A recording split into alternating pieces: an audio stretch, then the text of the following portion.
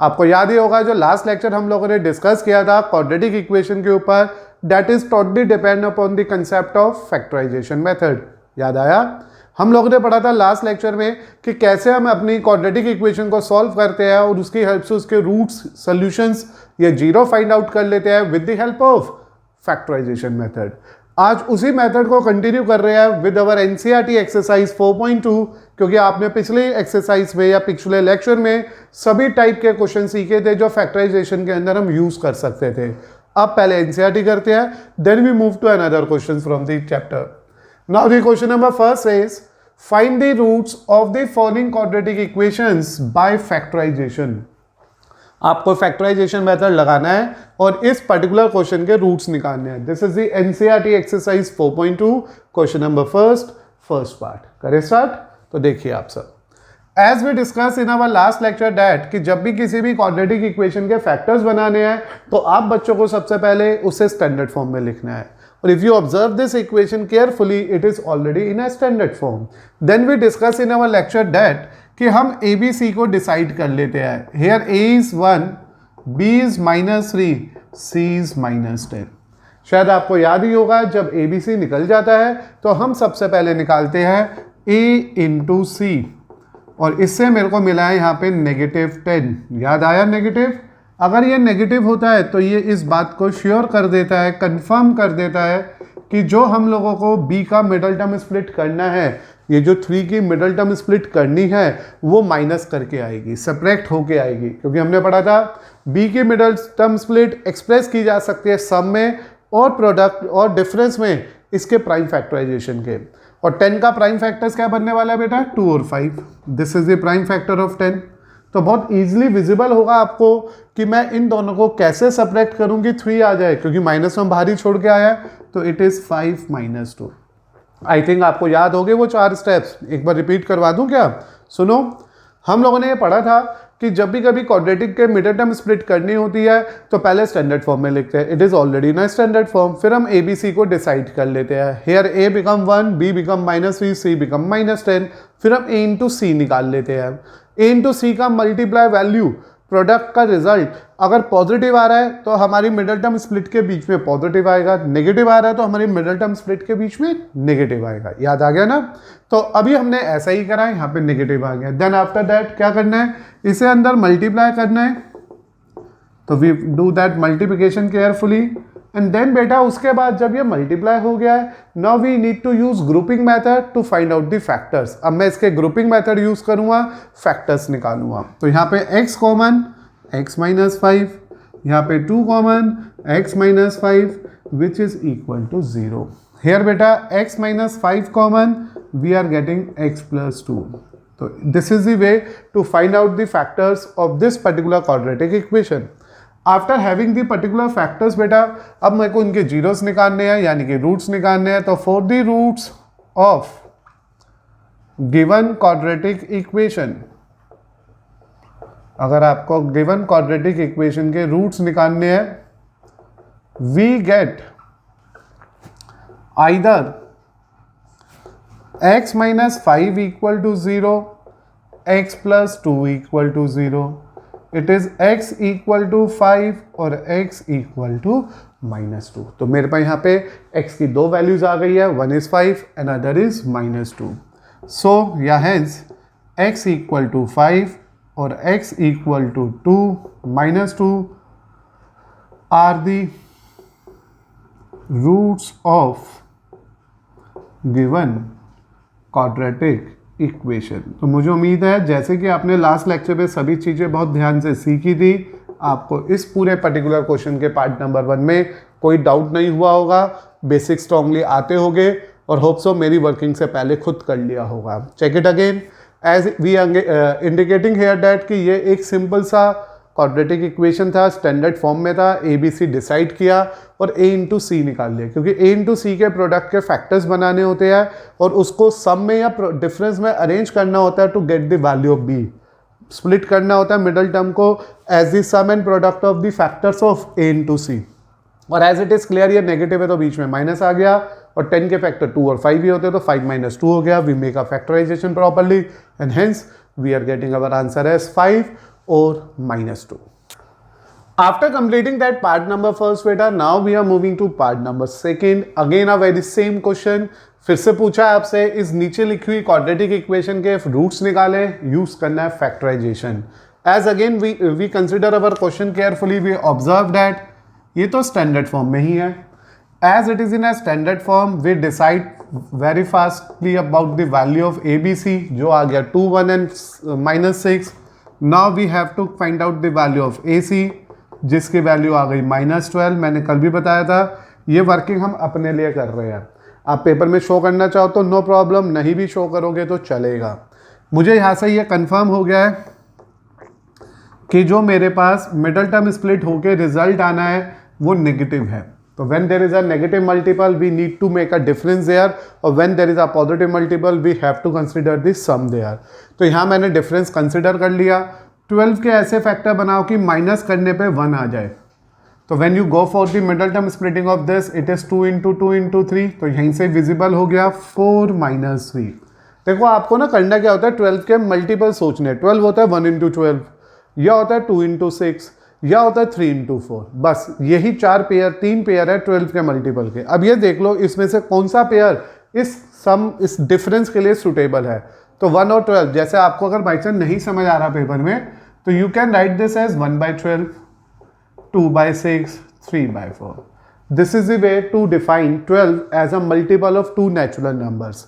अब ये देख लो कि मुझे इनका डिफरेंस चाहिए, तो इनमें से किसका डिफरेंस मुझे मिडल टर्म स्प्लिट का 1 देगा. तो इसका डिफरेंस तो 11 देगा, इसका डिफरेंस 4 देगा, इसका डिफरेंस 1 देगा. तो किसका डिफरेंस 1 दे रहा है, 3 और 4 का. तो मैंने लिख दिया 4 - 3. तो जैसे जैसे आप प्रैक्टिस रखोगे चीज़ें आराम से समझ आएगी और जल्दी क्लियर हो जाएगी. अब बस बेटा आपको इसमें अपने क्वेश्चन के लिए मिडल टर्म स्प्लिट करते हुए वर्क करना है. हम यहाँ तक पहुँच गए. ग्रुपिंग करनी है. 2x कॉमन, x + 2 आ गया, -3 कॉमन, x + 2 आ गया, 0 सामने आ गया, x + 2 बाहर आ गया, 2x - 3 = 0 आ गया. अब क्या करूँगा, for the roots we get either, यहाँ लिख देता हूँ मैं आपके लिए आराम से, आइदर फर्स्ट फैक्टर क्या था बेटा, x + 2 = 0 और 2x - 3 = 0. On this behalf we are getting the value of x as -2 and 3/2. Therefore here you say hence x = -2 or x = 3/2 are the two roots of given quadratic equation. Is this quite clear बेटा. तो क्या क्या किया मैंने आपके लिए, to continue with the question number first part second, ABC decide किया, B A × C का मल्टीपल निकाला, वो नेगेटिव आया, जिससे श्योर हो गया कि जो B के मिडल टर्म स्प्लिट होनी है वो बीच में माइनस कंटेन करेगी. 12 के फैक्टर्स बनाने थे जिससे कि मुझे 1 मिल जाए, तो वो मिल गया मुझे 4 - 3 से. फिर मैंने इसे ग्रुपिंग कर दी, यू चेक दैट ग्रुपिंग. उसके बाद बेटा मैंने कॉमन लिया फर्स्ट 2 टर्म में से 2x, we are left with x + 2. इन दोनों में से कॉमन लिया -3, we are left with x + 2. Then we take x + 2 as whole common from the both terms, we are left with x + 2 and 2x - 3. As we obtain the factors of our given quadratic, we compare it with zeros to find out their roots or solutions or zeros. Here we have the answer, x = -2 और x = 3/2.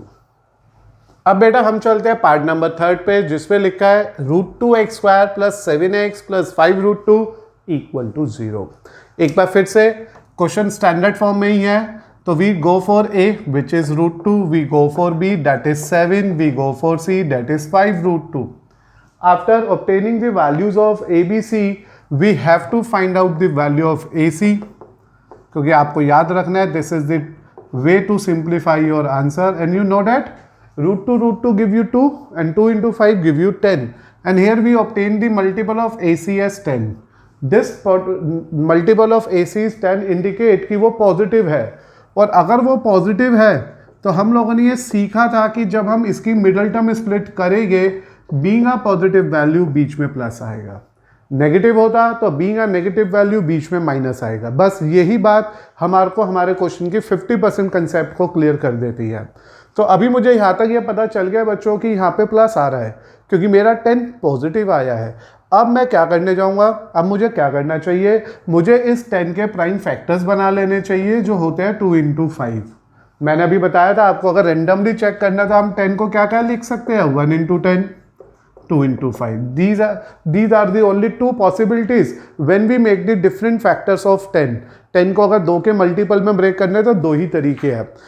अगर मुझे सम करना है तो इन दोनों का सम 11 देगा, इन दोनों का सम 7 देगा, क्योंकि इट इज कंफर्म दैट कि मुझे सम करना है। तो मेरा या तो सम 11 आ सकता है या 7। तो यहाँ पे क्योंकि 7 चाहिए तो इट इज क्वाइट क्लियर कि मुझे 5 + 2 लेके चलना है। Is this clear? आसान है बहुत। फैक्टर्स बना लो, सीधा सोच लो कि मैं 10 को कैसे ब्रेक करूँ 2 हिस्सों में कि उसका सम 7 आ जाए, तो वह 5 + 2। अब √2x², 5x, 2x, 5√2 = 0। Is this again clear? अब ग्रुपिंग मेथड स्टार्ट करते हैं। फर्स्ट 2 में से सिर्फ x कॉमन है क्योंकि √2 और 5 में कुछ भी कॉमन नहीं आएगा, इसे ऐसे ही लिख लिया। और in our last lecture we discuss about this part कि अगर यहाँ √2 होता है और इधर √2 और इधर 2 है तो ऑलवेज थिंक दिस 2 एज 2 को हमेशा √2 कंसिडर करके सोचो। याद है लास्ट लेक्चर में भी ये बात आई थी आपके सामने कि जब भी रूट वाली टर्म्स के फैक्टर्स बनाने होते हैं तो उस 2 को आप पहले से ही प्रैक्टिकली √2 × √2 लेके चलो। तो एट प्रेजेंट ये 2 नहीं लिखा हुआ, ये √2 2 बार लिखा हुआ है, तो इसमें से क्या कॉमन आ गया, एक √2 कॉमन आ गया और ये बचा मेरे पास inside term. Please remember that ये जो इनसाइड टर्म बचेगी वो हमेशा इसके इक्वल आनी चाहिए। जब ये दोनों इक्वल होगी तो फिर हम इन दोनों को कॉमन ले लेंगे, तो ये आ गया √2 + 5 कॉमन फ्रॉम दीज 2 टर्म्स। अब अंदर क्या बचा, x + √2 which is equal to 0।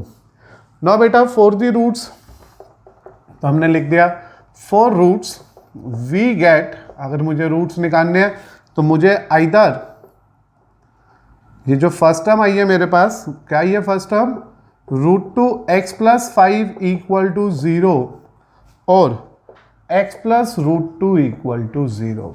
अगर मुझे इसकी मिडल टर्म स्प्लिट करनी थी, फैक्टर्स निकालने थे, तो मैंने इन दोनों को 1 by 1 0 से इक्वेट कर दिया। तो मुझे क्या मिला, √2x + 5 = 0, x + √2 = 0। आगे कंटिन्यू करने के लिए यहाँ आया बेटा -5, यहाँ आया -5, ऊपर ही है बेटा -5, तो नीचे आया √2। Now tell me about the simplification of this result, क्योंकि ये भी डिसाइड हुआ था, ये भी डिस्कस हुआ था प्रीवियस लेक्चर में कि अगर हमारे क्वेश्चन में कभी भी रूट कंटेनिंग टर्म डिनोमिनेटर में आ जाती है तो हम उसे ऐसे ही नहीं छोड़ देते, हमारे को उसे क्या करना होता है, रेशनलाइज करके सिंप्लीफाई करना होता है। तो इसलिए x की वैल्यू आ गई -5√2/2। On the other hand, when you go for the simplification of second part, second factor, तो उसने दिया मुझे -√2। Hence we are in a position to say that x की वैल्यू -5√2/2 और x की value -√2 are the roots of given quadratic equation. ये given quadratic equation के बच्चों रूट्स है। तो आसान ही था। अगर आपको लास्ट लेक्चर को ध्यान से सीखा था तो there is no doubt in this particular questions, और अगर नहीं सीखा था तो मेरी सजेशन है पहले उसे दोबारा चेक करो, उसे दोबारा पढ़ो, क्योंकि वही आपके बेसिक स्ट्रॉन्ग करेगा। यहाँ तो हम सिर्फ उनके वैराइटीज ऑफ क्वेश्चंस पे डील कर रहे हैं। तो अभी क्या किया मैंने, मेरे को फिर से रूट्स निकालने थे, मैंने ऑब्जर्व किया it is a standard quadratic equation, we go for ABC first of all, then we plan to find out the value of A × C, जो मेरे को मिल गई यहाँ पे 10। Being a positive number it is confirm कि middle term splitting के बीच में plus आएगा। अब मुझे 10 के ऐसे फैक्टर प्लान करने हैं जिनका सम मुझे 7 दे दे, तो it is easily visible that 10 के फैक्टर होता है 2 और 5, और उससे मुझे इनका सम मिल गया 7। चाहे 5 + 2 लिखो चाहे 2 + 5 लिखो, योर चॉइस, कभी आंसर गलत नहीं आएगा क्योंकि प्लस है सब में। देन मैंने 5 × x 2 × x लिखा, ग्रुपिंग करी, फैक्टर्स बनाए, एंड लास्ट में क्या होता है, ये कैसे आया, √2x + 5 √2x + 5 दोनों कॉमन आ गए, अंदर बचा x + √2, फिर दोनों ही फैक्टर्स को 0 से इक्वेट किया and we are getting 2 different roots of our x। अभी बेटा हम चल रहे हैं पार्ट नंबर 4 की तरफ, which is again a very simple question from the exercise 4.2 of our NCERT। जिसमें लिखा है 2x square minus x plus 1/8 equal to 0। Please remember that अगर यहाँ पे कोई फ्रैक्शनल नंबर है तो मिडल टर्म स्प्लिट करने की सोचना भी मत, क्योंकि वो होगा नहीं। इसलिए उस केस में जब भी यहाँ फ्रैक्शनल नंबर है तो हमारे को क्या करना है, बोला था मैंने सबसे पहले बारी में ही, स्टैंडर्ड इक्वेशन बनानी होगी। और स्टैंडर्ड इक्वेशन बनाने के लिए मैंने यहाँ पे कर दिया इसका एलसीएम। अब ये 8 0 से जाके मिल गया, ख़त्म हो गया, और ये बचा मेरे पास एक रिजल्ट। Is this clear? क्या किया मैंने, सबसे पहले मैंने आपके लिए कहा कि स्पेशली आप अपने क्वेश्चन के अंदर देखो, क्योंकि यहाँ पे वो न्यूमेरिकल वैल्यू फ्रैक्शन में आ रही है, take the LCM, simplified accordingly. अब ये जाके एक स्टैंडर्ड क्वाड्रेटिक इक्वेशन फॉर्म हो गई है। अब इसमें a 16 आ गया है, b -8 आ गया है, और c 1 आ गया है। सिंस a इंटू सी की वैल्यू 16 इंटू 1 16 आ गई है, इसके 16 आने से ये कंफर्म हो गया कि आंसर पॉजिटिव आया है। अब मैं जब मिडल टर्म स्प्लिटिंग की वर्किंग स्टार्ट करूँगा बेटा, तो यहाँ पे एक ब्रैकेट लगाऊंगा, यहाँ 1 लिखूंगा, यहाँ 0, और यहाँ लगाऊंगा plus. Why I am putting plus in between two of the factors? Because the reason is very clear. a into C का मल्टीप्लाई पॉजिटिव आया है। अब मुझे 16 के ऐसे फैक्टर प्लान करने हैं जिसका सम मुझे 8 दे, जिसका सम मुझे 8 दे। तो सुनते ही कई बच्चों को तो समझ आ गया है, 16 का मतलब ऐसे 16 इंटू 1 होता है, 2 इंटू 8 होता है, 4 इंटू 4 होता है। Other than there is no possible factors of 16। तो अगर मैं इन दोनों का सम करूं तो मुझे 8 कब मिलेगा, जब वो 4 and 4 होगा। तो देखो कितना सिंपल हो जाता है। तो इट इज़ 4 + 4। 4 + 4 से मुझे मिडल टर्म 8 मिल गया, इसको मैंने फाइनल आगे लिखा। यह आया 16x square -4x -4x + 1 = 0। Check this, 16x square -4x -4x + 1। ठीक है, अब ग्रुपिंग करते हैं। 4x common, we are left with 4x - 1। यहाँ से सिर्फ -1 कॉमन, क्योंकि और कुछ कॉमन आ नहीं रहा, तो ये भी आ गया 4x - 1। इन दोनों ही टर्म में से 4x - 1 कॉमन, क्योंकि मैंने आपको कई बार बताया कि ये दोनों फैक्टर सेम आएंगे तभी क्वेश्चन कंटिन्यू होगा, क्योंकि उसे भी कॉमन लेना होता है लास्ट में। और अब अंदर भी बचा 4x - 1। इट मीन्स आइदर, अगर आपने ध्यान दिया हो ना बेटा, तो दोनों फैक्टर सेम बने हैं, और ऐसे केस में हमारे दोनों आंसर सेम आने वाले हैं, 1/4, और इधर से जो आंसर आएगा वो भी आएगा बेटा 1/4।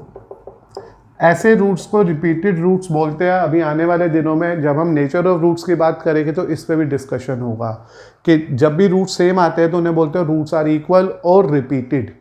और ऐसा केस में तभी होता है जब ये परफेक्ट स्क्वायर हो।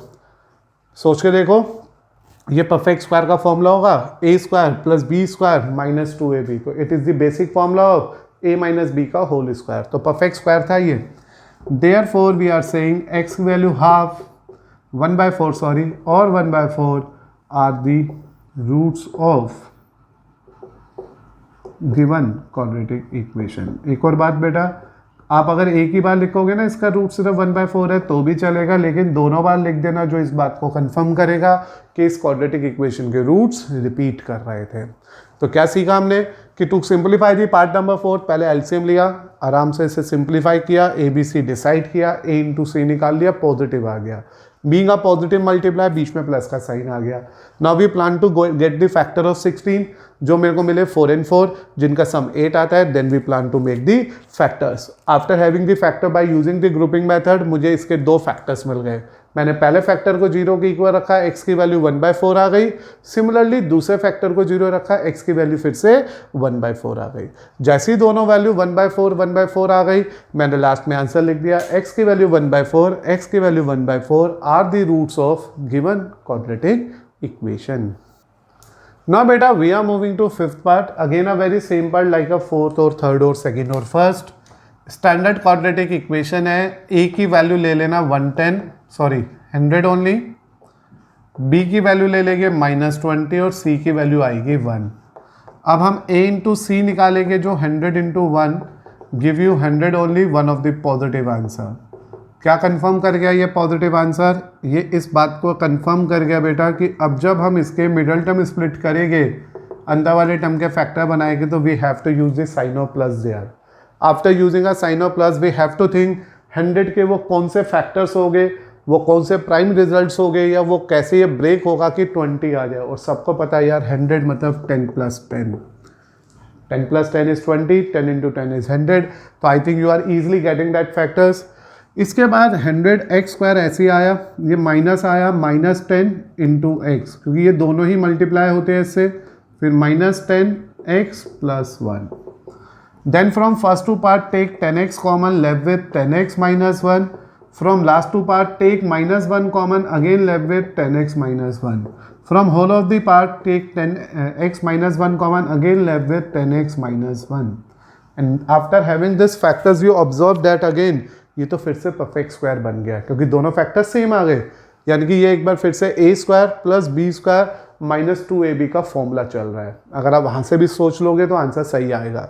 अभी फिलहाल फैक्टर्स मिल गए हैं, तो यहाँ लिखा मैंने फॉर रूट्स वी गेट, क्या करना होगा अगर फैक्टर्स आ गया तो, जो ये दो फैक्टर्स मिले हैं मुझे, either first factor equal to 0 और second factor equal to 0। First factor से भी x की वैल्यू 1/10 आएगी क्योंकि रूट से इक्वल आया, और सेकेंड फैक्टर से भी माय डियर स्टूडेंट सेम ही आंसर आएगा। Therefore we are saying that x की वैल्यू 1/10 और x की value 1/10 are the two zeros are the roots of given quadratic equation. तो ऑन दिस बिहाफ बेटा मैंने आज पहला क्वेश्चन के सभी पार्ट्स आपके साथ डिस्कस करे। इन सभी के अंदर हम लोगों के पास सीधी straightforward quadratic equation given थी। अगर वो स्टैंडर्ड फॉर्म नहीं था तो हमने उन्हें पहले स्टैंडर्ड फॉर्म में बदला था। देन बेसिक फंडा ऑफ फैक्टराइजेशन अप्लाई करा, जो हमने लास्ट लेक्चर में डिस्कस करे थे 4 स्टेप, और फिर हम लोगों ने अपने आंसर्स निकाले। इसमें क्या किया था, अगर रीचेक करना है तो ABC पता है, A × C निकाल के 100 आ गया। 100 बीइंग अ पॉजिटिव के फैक्टर के लिए बीच में प्लस आ गया। 100 को मिडल टर्म स्प्लिट करने के लिए 10 + 10 में ब्रेक कर दिया। Then we try to find out the factors. x की 2 पॉसिबल वैल्यूज आई, कोइंसिडेंटली दोनों वैल्यू सेम आई। Reason behind that is very simple, क्योंकि दोनों फैक्टर रिपीट कर गए। और अगर ऐसा होता ना जब फैक्टर रिपीट कर जाए तो समझ लेना ये जो क्वाड्रेटिक है ये या तो a + b का होल स्क्वायर बन रहा होगा या a - b का होल स्क्वायर बन रहा होगा। और इस पर्टिकुलर क्वेश्चन में ये a - b का होल स्क्वायर बन रहा था, इसलिए मेरे रूट्स की वैल्यूज आ गई 1/10 1/10 ईच।